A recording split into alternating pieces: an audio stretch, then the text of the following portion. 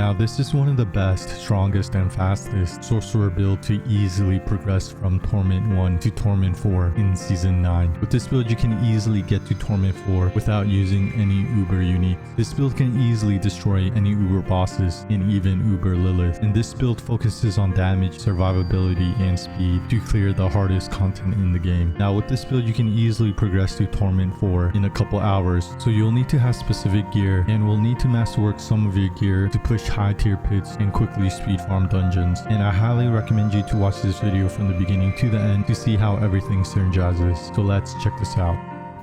So first I'm going to show you clearing a tier 90 pit. I can easily clear tier 90 pits without using any Uber uniques. Now the main source of damage coming from this build comes from the skill Hydra, and all our other skills will be either used to greatly increase our Hydra's damage or for survivability. Now this build does require several unique gears for maximizing our damage and survivability, but if you don't have any unique gears, I have shared some alternate legendary gear you can use until you get the unique gear in the D4 build planner. I will share alternate builds in the D4 build planner, and just be aware that some of the skills on the skill tree will be different as well, and you will need to masterwork some of your gear in order to greatly increase your damage and survivability, but you don't need to fully masterwork your gear to get to Torment 4, as I only masterworked some of my gear and I didn't even fully masterwork my gear when I reached Torment 4. Now since this build does not use any Uber uniques, this is not a true endgame build, as endgame builds will be using Uber uniques to greatly increase your damage and survivability, but this build can conquer the end game as well. And I have shared different build layouts depending on your situation in the D4 build planner in the description below. So this build includes many skills and gear that complement each other, offering a lot of powerful combinations, but I'll cover everything in more details in their dedicated sections. Okay, so next for the skills. Now the main skill for this build is Hydra, and with this skill you'll summon a Hydra that does tons of fire damage, and you can summon 2 Hydras at a time. And because of the unique amulet, the Ophidian Iris, Hydra can do AoE damage that will melt everything on the screen, and all our other skills and gear will increase our Hydra's damage. The next skill I'm using is Ice Shards, and this skill will launch Ice Shards that deal damage. Now the only reason we are using this skill is because of the unique helmet, the Hail of Verglass, which will greatly increase our damage when using Ice Shards. The next skill I'm using is Ball of Lightning, and this skill will discharge a ball of lightning that damages enemies and forms crackling energies. Now the only reason we're using this skill is to form crackling energies, because having crackling energy will pair with a passive skill, Convolutions, on our skill tree that will greatly increase our damage while you have crackling energy. The next skill I'm using is Ice Armor, and this skill will gain you a barrier and increase your mana regeneration. And when using mana while Ice Armor is active, you will reduce Ice Armor's cooldown. And because this build has tons of mana regeneration and you can spend all your mana at once, you can have Ice Armor active all the time. The next skill I'm using is the ultimate skill Inferno, and this skill will summon a fiery serpent that pulls and burns enemies. This skill will also apply vulnerable to enemies and greatly increase your pyromancy skills damage. Now the main reason we're taking this skill is to increase our pyromancy skills damage, which will increase our Hydra's damage, and we can constantly activate this skill because of the unique boots, the Flicker Step boots, which will reduce your ultimate skills cooldown when you evade through enemies. And the last skill I'm using is the mobility skill Teleport, and this skill will teleport you and make you unstoppable. Teleport will also increase your movement speed, so this skill is useful to speedrun dungeons and breaking out of crowd control effects. Okay, next for the enchantments. Now the enchantments will greatly increase your damage, and I do switch around the enchantments depending on this situation. So the first enchantment I'm using is the familiar enchantment, and with this enchantment you will have a chance to summon a familiar when you use a conjuration skill. And since you'll be using Hydra all the time, you can easily have tons of familiars, and summoning a familiar will greatly increase your damage. The next enchantment I'm using is the teleport enchantment, and this enchantment will turn your evade to a teleport, but in return your evade cooldown is increased. Now this enchantment is really good for speed clearing dungeons, but I do want to mention that I do switch out the teleport enchantment for the Hydra enchantment if I'm either bossing or pushing high tier pits, because the Hydra enchantment will allow you to summon another Hydra when you spend mana, and having an extra Hydra will greatly increase your damage. And having the Hydra enchantment will pair with a legendary node, the Enchantment Master legendary node on the Paragon board, which will greatly increase your fire damage.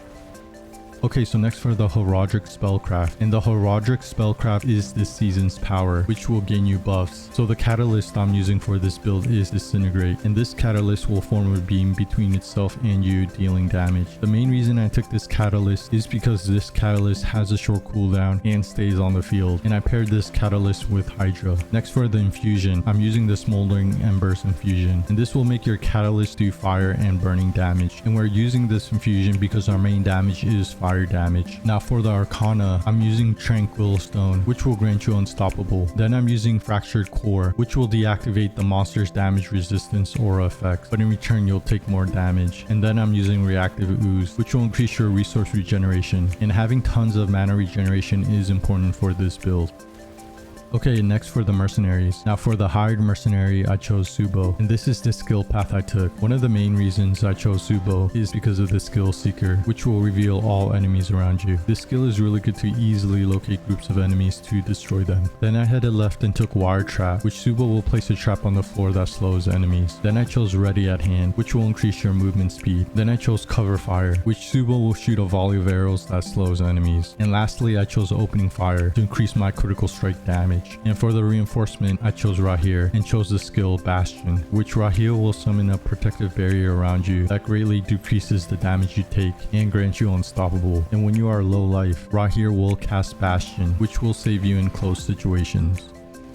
Okay, so next for the skill tree. Now with this build, you'll need to have some unique gears to synergize with your skills and maximize your damage. But I have shared alternate builds depending on your situation in the D4 build planner in the description below. And the skill tree will be different on the alternate builds if you're missing some unique gears. So starting with the basic skills, I put 1 point into Firebolt and a point into Enhanced Firebolt. Now we're not using a basic skill for this build, but we do need 2 points in the basic skill to move to the next skill path. Next for the core skills. Now I do want to mention that I didn't put any skill points into ice shards, but we do have skill points in ice shards because of the unique helmet we're using, the Hail of Verglass. So you will only want to use ice shards if you have this unique helmet, and this skill will launch ice shards that deal damage. Now the only reason we're using this skill is because of the unique helmet, the Hail of Verglass, which will greatly increase our damage when using ice shards. Next I put 3 points into Devastation, and this will increase your maximum mana. Then I put 1 point into Potent Warding, and this skill will increase your resistance. Next for the defensive skills, I put 1 point into Teleport, a point into Enhanced Teleport, and a point into Shimmering Teleport. And this skill will teleport you and make you unstoppable. Teleport will also increase your movement speed, so this skill is useful to speedrun dungeons and breaking out of crowd control effects. Next I put 1 point into Ice Armor, a point into Enhanced Ice Armor, and a point into Shimmering Ice Armor. And this skill will gain you a barrier and increase your mana regeneration. And when using mana while Ice Armor is active, you will reduce Ice Armor's cooldown. And because this build has tons of mana regeneration and you can spend all your mana at once, you can have Ice Armor active all the time. And next I put 3 points into Glass Cannon, and this skill will greatly increase your damage, but in return you'll take more damage. Next for the Conjuration skills, I put 5 points into Hydra, a point into Enhanced Hydra, and a point into Invoked Hydra. And with this skill you'll summon a Hydra that does tons of fire damage, and you can summon 2 Hydras at a time. And because of the unique amulet, the Ophidian Iris, Hydra can do AoE damage that will melt everything on the screen. And all our other skills and gear will increase our Hydra's damage. Next I put 1 point into Familiar, a point into Enhanced Familiar, and a point into Invoke Familiar. And we're using this skill for our enchantment. So using the Familiar enchantment, we'll have a chance to summon a Familiar when you use a Conjuration skill. And since we'll be using Hydra all the time, you can easily summon Familiars. And summoning a Familiar will greatly increase your damage. Next I put 3 points into Mana Shield, and this skill will gain you damage reduction every time you spend mana. And next I put 3 points into Primordial Binding, and this skill will increase your summoning damage, movement speed, and mana regeneration for each active summon, up to 10 summons. And with this build you can easily cap out this skill and have 10 summons because of our rune set that will summon multiple wolves. Next for the mastery skills, I put 1 point into Ball Lightning, a point into Enhanced Ball Lightning, and a point into Wizard's Ball Lightning. And this skill will discharge a ball of lightning that damages enemies and forms crackling energies. Now the only reason we're using this skill is to form crackling energies, because having crackling energy will pair with a passive skill, Convulsion, on the skill tree that will greatly increase our damage while you have crackling energy. Next I put 3 points into Inner Flames, and this will greatly increase your damage while healthy. And next I put 3 points into Devouring Blaze, and this skill will greatly increase your critical strike damage for your pyromancy skills. Next for the ultimate skills, I put 5 points into Inferno, a point into Prime Inferno, and a point into Supreme Inferno. And with this skill you'll summon a fiery serpent that pulls and burns enemies. This skill will also apply vulnerable to enemies and greatly increase your pyromancy skills damage. Now the main reason we're taking this skill is to increase our pyromancy skills damage, which will increase our Hydra's damage. And we can constantly activate this skill because of the unique boots, the Flicker Step boots, which will reduce your ultimate skills cooldown when you evade through enemies. Next I put 1 point into Fiery Surge, and this skill will increase your mana regeneration when killing burning enemies. And then I put 3 points into Soul Fire, and this skill will decrease the mana cost of your pyromancy skills and increase their damage. Next I put 3 points into Permafrost, and this will greatly increase your damage while a frost skill is on your action bar, and the frost skill we're using is Ice Armor. Next I put 3 points into Hoarfrost, and this skill will greatly increase your damage to chilled and frozen enemies. And we can easily freeze enemies because of our rune set, which will cast Frost Nova. And then I put 3 points into Icy Touch, and this will greatly increase your damage against vulnerable enemies. Next I put 3 points into Elemental Synergies, and this skill will increase your elemental damage for each skill you have equipped of that type. Next I put 3 points into Evocation, and this will increase your cooldown reduction. Then I put 1 point into Coursing Currents and 3 points into Convulsions, and this will greatly increase your damage while you have Crackling Energy. And we can easily gain Crackling Energy because of the skill Ball Lightning. And last but not least, for the key passive, I put a point into Essos Ferocity, and this states your fire critical strike damage is increased by 75% against enemies above 50% life. Your fire critical strike chance is increased by 40% against enemies below 50% life. Critical strikes that kill enemies or hit a boss grant both bonuses against all enemies for 3 seconds. So this key passive will greatly increase your critical strike damage and critical strike chance with your fire skills. Okay, so that's the full skill tree layout for this build to easily destroy huge groups of enemies and melt bosses while having tons of survivability. And this build can easily clear high tier pits without needing any uber unique. And with this build I am using several unique gears, but I'll share alternate builds in the D4 build planner depending on your situation. And I'll have this full skill tree layout in the D4 build planner in the description below.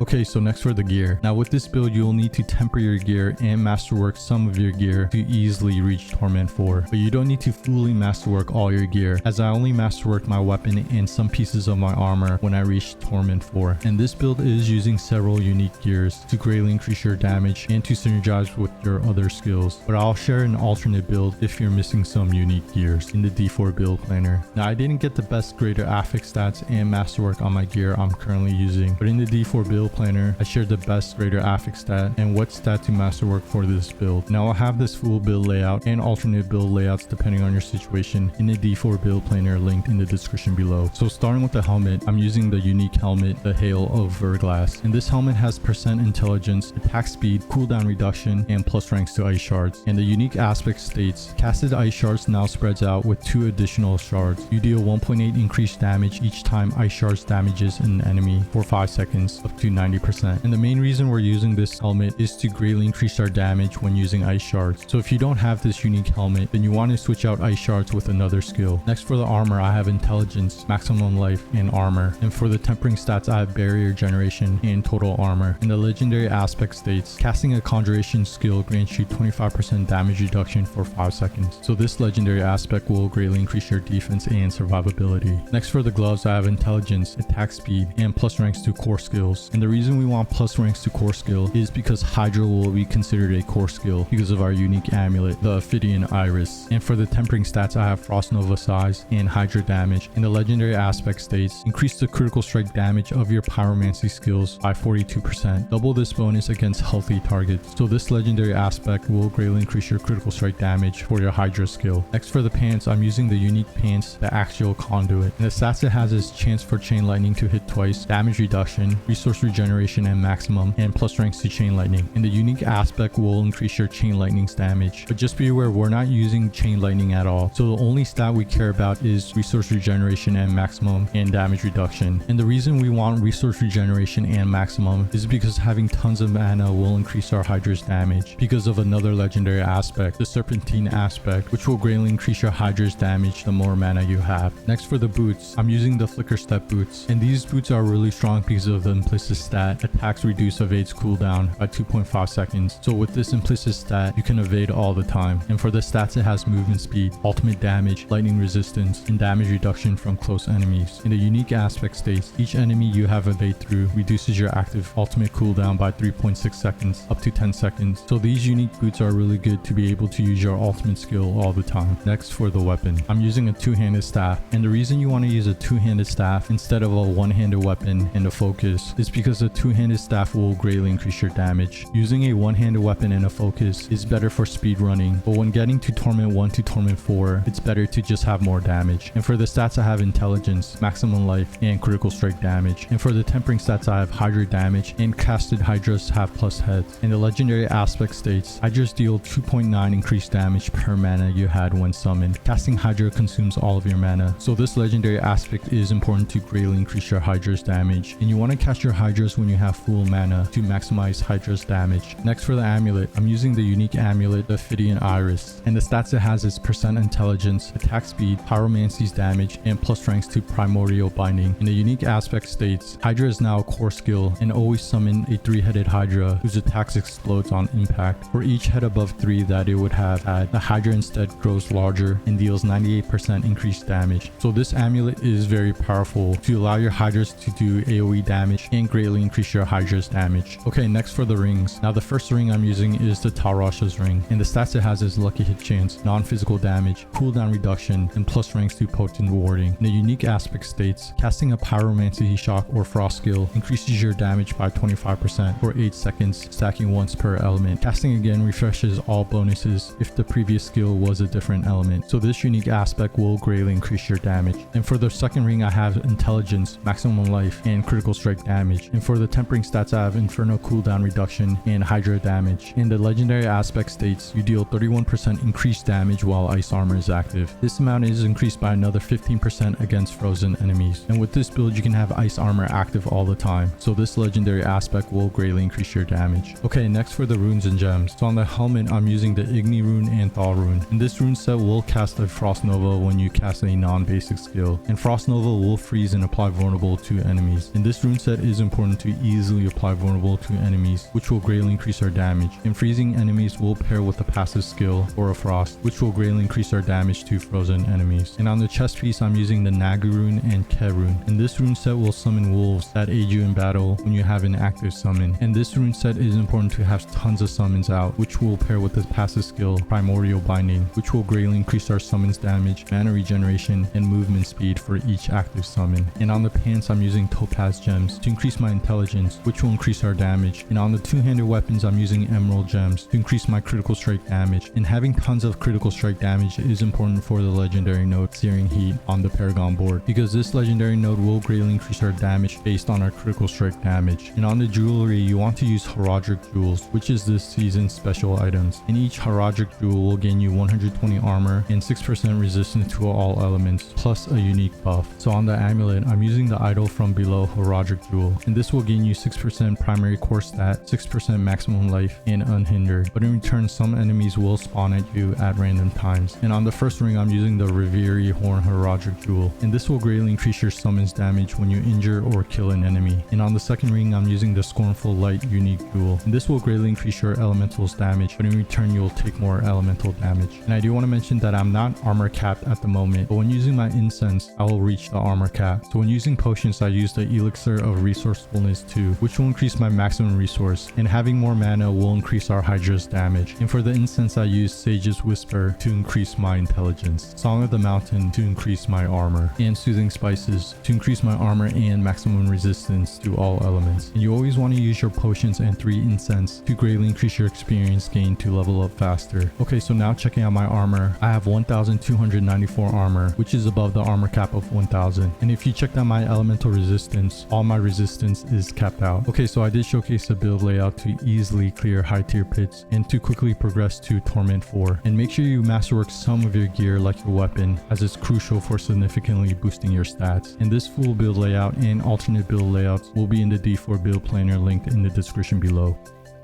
Okay, so next for the Paragon board. Now this is a fully optimized Paragon board for this build to push the highest tier pits and also speed farming any content in the game. And I do want to mention that it is very important to level up your glyphs, as your glyphs will greatly increase your damage. Now the Paragon board in the D4 build planner will have all the important nodes you want, but I'm not going to use all the Paragon points because everyone has not maxed out their Paragon level. But if you have extra Paragon points, then you just want to add more intelligence or more damage. Now I'm going to quickly go over this Paragon board, going over the important nodes and glyphs, but I'll have the full Paragon board layout in a D4 build planner in the description below. So starting with the starter board, I'm using the Tactician glyph, and this will boost all your rare nodes within range. An additional bonus will greatly increase your damage after casting a defensive skill. The next Paragon board I took is Elemental Summoner, and the glyph I'm using is Eliminator, and this will boost your normal nodes within range. An additional bonus will greatly increase your damage against elites. I also took the legendary node Elemental Summoner, and this states your conjuration skills have a 10% reduced cooldown or mana cost. They also deal bonus damage equal to 10% of the total amount of bonus damage with fire, lightning, and cold up to 60%. Current bonus 60%. So this legendary node will greatly increase your elemental damage. Then I headed right this way, and the next Paragon board I took is Enchantment Master, and the glyph I'm using is Elementalist, and this will boost all the rare nodes within range. An additional bonus will greatly increase your elemental damage. I also took the legendary node Enchantment Master, and this states your enchantments are 30% stronger, and each equipped enchantment grants 40% increased damage with their main element and 20% increased damage for the second enchantment if it's the same element. So this legendary node will greatly increase your elemental damage. Then I headed down this way, and the next Paragon board I took is Searing Heat, and the glyph I'm using is Flame Feeder, and this glyph will increase your burning damage, and the additional bonus will greatly increase your non-physical damage. I also took the legendary node Searing Heat, which states pyromancy skills have a 15% increased critical strike chance, and all of your skills deal increased damage equal to 10% of your critical strike damage bonus up to 60%. Current direct damage bonus 60%. So this is the reason you want to stack critical strike damage, because this legendary node will greatly increase your damage based on your critical strike damage bonus. Then heading right this way, and the last Paragon board I took is Frigid Fate, and the glyph I'm using is Pyromaniac, and this glyph will boost the rare nodes within range, and the additional bonus will greatly increase your fire damage. I also took the legendary node Frigid Fate, and this states you deal bonus damage to vulnerable enemies equal to 20% of the total amount of bonus damage with cold up to a maximum of 60%. Current bonus 60%, and with this build you can easily apply vulnerable to enemies because of your rune set, which casts Frost Nova, and this legendary node will greatly increase your damage. And I do want to mention that it is important to take all the rare nodes and magic nodes that increases your maximum life, because increasing your maximum life is really strong for survivability. And depending on your stats, you can get rare nodes and magic nodes that increases your elemental resistance or armor, but if you have them capped out, then you don't need to get these nodes. And make sure you level up your glyphs to get the additional bonus and legendary bonus, because getting these bonuses will greatly increase your damage, and leveling up your glyphs will also increase the radius of your glyph, so you can easily get all the nodes to get the additional bonus. Okay, so that's a fully optimized Paragon board for this build to maximize your damage and survivability, and you want to level up your glyphs to get the additional bonus to greatly increase your stats. And if you have extra Paragon points, then you want to get more intelligence or more damage. And I'll have this full Paragon board layout in a D4 build planner in the description below.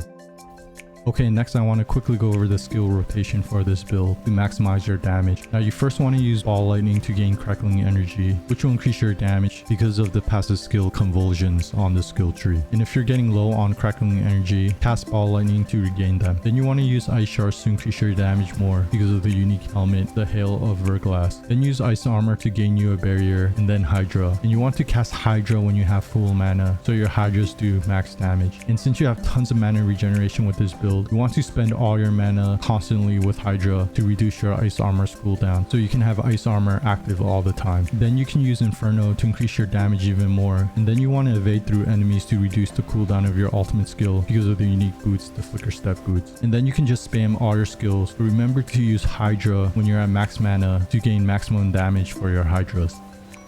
Okay, so thanks for checking out one of the best, strongest, and fastest sorcerer build for progressing from Torment 1 to Torment 4 in Season 9. With this build, you can easily push high tier pits, speed farm dungeons, and melt any uber bosses without using any uber uniques. With this build, you should have maximum damage and survivability to clear the hardest content in the game. And this is a really fun and easy build to play. Now, this is not a true endgame build because I'm not using any uber uniques, but I'll have endgame builds as well. And I'll have this full build layout and alternate alternate build layouts in the D4 build planner in the description below. Hope this helps in more Diablo 4 videos to come, so stay tuned. And of course,